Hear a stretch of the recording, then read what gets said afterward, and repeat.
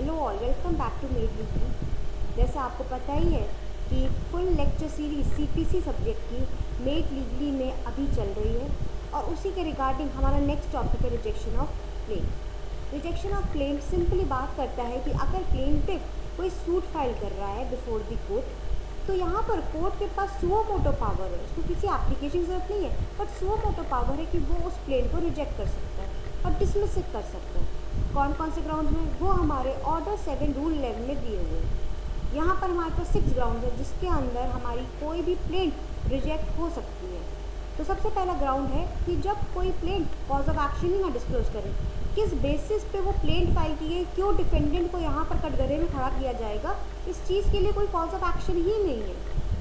Second, अगर जो relief claim कर रहा है प्लेंटिफ वो अंडर वैल्यूड है, सब्जेक्ट मैटर काफ़ी ज़्यादा पैसों का है, बट जो रिलीफ क्लेम की जा रही है वो ज़रा सी की जा रही है। मान लेते हैं प्रॉपर्टी का मैटर है, प्रॉपर्टी 10 करोड़ की है, पर रिलीफ जो क्लेम कर रहा है पार्टी वो कर रहा है सिर्फ 1000 रुपये की, तो अंडर वैल्यूड रिलीफ है। या फिर इनसफिशिएंटली स्टैम्प्ड है, प्रॉपर स्टैंपिंग नहीं कराई गई, जो कि कोर्ट का प्रोसीजर है जो कि फॉलो होना पड़ेगा।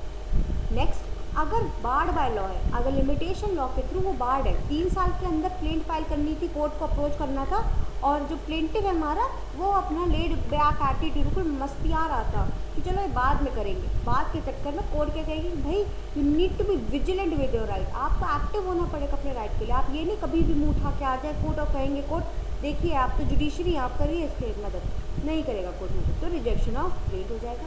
नेक्स्ट, अगर जो प्लेंटिफ है उसने डुप्लीकेट में अपनी प्लेंट फाइल ना की हो, एंड लास्टली अगर उसने कंप्लाई ना किया हो रूल 9 का, रूल 9 बात करता है लिस्ट ऑफ डॉक्यूमेंट्स को भी साथ ही साथ देना, जब आप प्लेंट फाइल कर रहे हो तो लिस्ट ऑफ डॉक्यूमेंट्स भी दीजिए, तो उस चीज़ का कंपाइलेशन हो या किसी भी इस जो भी ग्राउंड्स हैं उनमें से कोई भी एक ग्राउंड इनवैलिड हो जाता है तो रिजेक्शन ऑफ प्लेंट हो सकता है।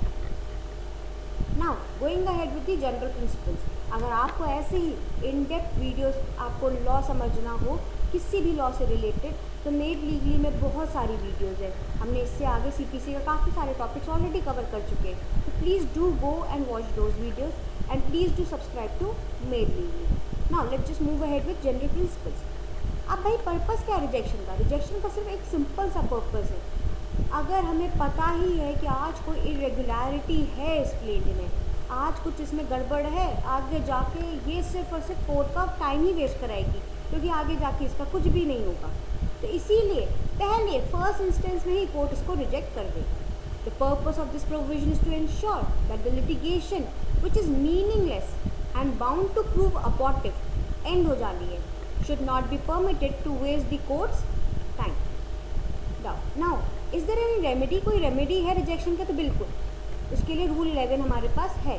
रूल 11 क्या है? Is an independent and special remedy wherein court is empowered to summarily dismiss the suit. अगर कोई भी गलती है प्लेंट में तो समरी डिसमिसल हो जाएगा किसी सूट का। ये एक मैंडेटरी नेचर है, मैंडेटरी प्रोविजन है, क्योंकि वर्ड शैल यूज़ किया गया है and can be exercise suo motu, खुद से ही एक्सरसाइज किया जा सकता है कोर्ट का, कोई कोर्ट को एप्लीकेशन ऑफ द डिफेंडेंट की ज़रूरत नहीं है। Inherent power under section 151 can be exercise by the court to reject the plaint under any reasonable ground not covered under rule 11। Rule 11 के अंदर जो हमने अभी ये 6 ग्राउंड पढ़े हैं, इसके बियॉन्ड भी अगर कोई ग्राउंड है तो यहाँ पर सिविल कोर्ट उसको रिजेक्ट कर सकता है on that ground, on the basis of inherent power. Very important, आपके पास ज़्यादातर क्वेश्चन आता है प्रीलिम में, जुडिशरी प्रीलिम एग्जाम में, कि क्या ये जो ग्राउंड्स हैं रूल 11 के, ये एग्जॉस्टिव इन नेचर है या इंक्लूसिव इन नेचर है? मतलब क्या सिर्फ और सिर्फ ये जो 7 ग्राउंड दिए हैं यहीं तक ही सिर्फ बात रहेगी कि इसके बियॉन्ड भी हम जाके कोई प्लेन को रिजेक्ट कर सकते हैं? अभी जैसे कि हमने पढ़ा कि हाई कोर्ट 151 इनहेरेंट पावर का यूज़ करके भी ग्राउंड, किसी भी ग्राउंड पर रिजेक्शन दे सकते हैं। मतलब कि जो ये रूल्स हैं ये इंक्लूसिव इन नेचर है, और भी कुछ इंक्लूड हो सकता है, एग्जॉस्टिव नेचर के नहीं है। Fine. Now next, reasons to be recorded, जो भी रीजंस है रिजेक्ट करने के वो रिकॉर्ड करने पड़ेंगे एज पर rule 11। And rejection of plaint does not preclude fresh filing. भाई एक बार रिजेक्ट हो गया रूल 11 के अंदर, इसका मतलब ये नहीं कि फ्रेश सूट नहीं फाइल हो सकता, बिल्कुल हो सकता है। अगर प्रॉपरली स्टैम्प नहीं तो स्टैम्प करवा लीजिए, कॉज ऑफ एक्शन सही से नहीं था तो कॉज ऑफ एक्शन दिखा दीजिए, अगर टाइम बार डेट है टाइम बार डेट करिए, मैंने टाइम बार लिटिगेशन है तो आप बता दीजिए कि भाई इन सूटेबल रीजंस है, मेरे पास ये सफिशिएंट रीजंस है, इसलिए टाइम बार था। Relieve under value, relieve proper कर लीजिए।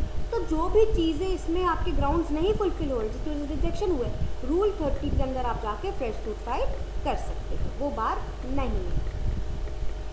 Now going ahead with the आपके सबसे इम्पॉर्टेंट लैंडमार्क केसेस, फिर हम बात करेंगे रीसेंट केस लॉ की भी। देखिए, मैं चाहती तो कहानी बना बना के आपको पढ़ा सकती थी, बट वो मेरा मुद्दा है ही नहीं, मेरा वो पर्पस ही नहीं। मेरा पर्पस है इन शॉर्ट क्लासेस आपको ज़्यादा से ज़्यादा समझाना, इन शॉर्ट ड्यूरेशन। मेरा ड्यूरेशन बढ़ाने का कोई पर्पस नहीं होता, तो अकॉर्डिंगली हम इस चीज़ को डील करें, इंपॉर्टेंट चीज़ों की बात करेंगे, उससे ज़्यादा बकवास नहीं करेंगे। और वही चीज़ मैं आपसे उम्मीद करती हूँ कि जब भी आप अपना पेपर लिखें तो बकवास ना करें, उसमें important to the point answer करा जाए ना। Going ahead with Balwant Singh versus State Bank of India, 1976 का ये केस लॉ है, जहाँ पर full bench of high court ने स्टेट किया a plaint does not disclose a cause of action in respect of the part of the claim.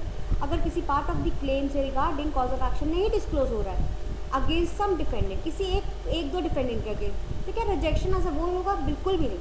The plaint as a rejected नहीं हो सकती। क्यों? क्योंकि किसी के डिफेंडेंट के अगेंस्ट कोई कॉज ऑफ एक्शन नहीं दिख रहा था, but as such cause of action है, इसलिए रिजेक्शन नहीं होगा। फिर अजहर हुसैन वर्सेस राजीव गांधी 1986 के केस में बोला गया the whole purpose of conferment of such power is to ensure that the litigation which is meaningless and bound to prove about it should be not permitted to occupy the time of the court। वही जो चीज़ हमने purpose general provision में हमने purpose की बात की, यही चीज़ हमारी इधर हेल्ड हुई थी अजहर हुसैन में, कि जिसका जो लिटिगेशन मीनिंगलेस है, जो अब आगे जाकर ख़त्म ही हो जानी है, तो भाई कोर्ट का टाइम ना वेस्ट करें, पहले ही गिवन अपॉर्चुनिटी में उसको रिजेक्ट की जाए। Next is the 2016 case law R K. Roja versus U S Rayudu and others. इसमें क्या हुआ था?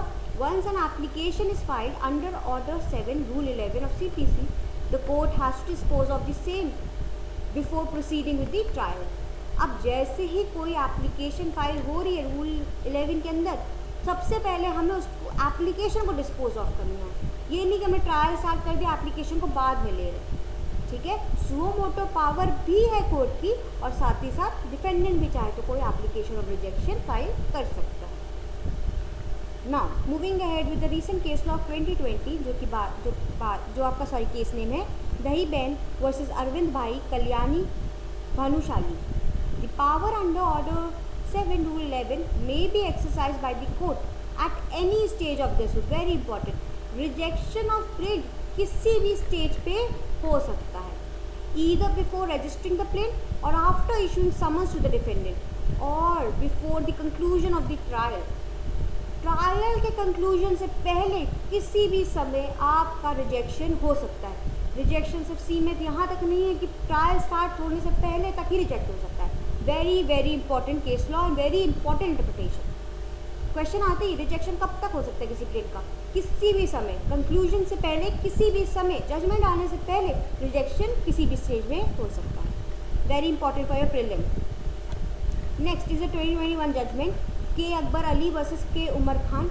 इसमें सुप्रीम कोर्ट ने ऑब्जर्व किया that the provision of rule 11 is not exhaustive and the court has an inherent power to see that frivolous or vexatious litigations are not allowed to consume the time of the court। मैंने पहले ही बता दिया था कि high court section 151 inherent power के अंदर किसी भी ग्राउंड पर रिजेक्शन कर सकता है। ग्राउंड सिर्फ रूल 11 तक सीमित नहीं है, इसीलिए इंक्लूसिव इन नेचर है and not exhaustive in nature.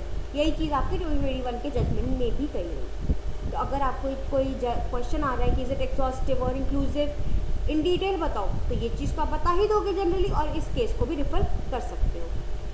Now going ahead with the last case law and the last thing for the today's class, 2023 का Eldeco housing and industries limited versus Ashok Vidyarthi and others held that no amount of evidence और merits of the controversy could be examined at the stage of deciding rejection of the plaint. जब भी हम किसी ऐसी stage में जहाँ पर हम सिर्फ डिसाइड कर रहे हैं कि क्या ये प्लेन रिजेक्ट होनी चाहिए या नहीं, तब हमें उसके अंदर के मैटर्स को डील करने की ज़रूरत नहीं है, हमें कोई एविडेंस लेने की ज़रूरत नहीं है।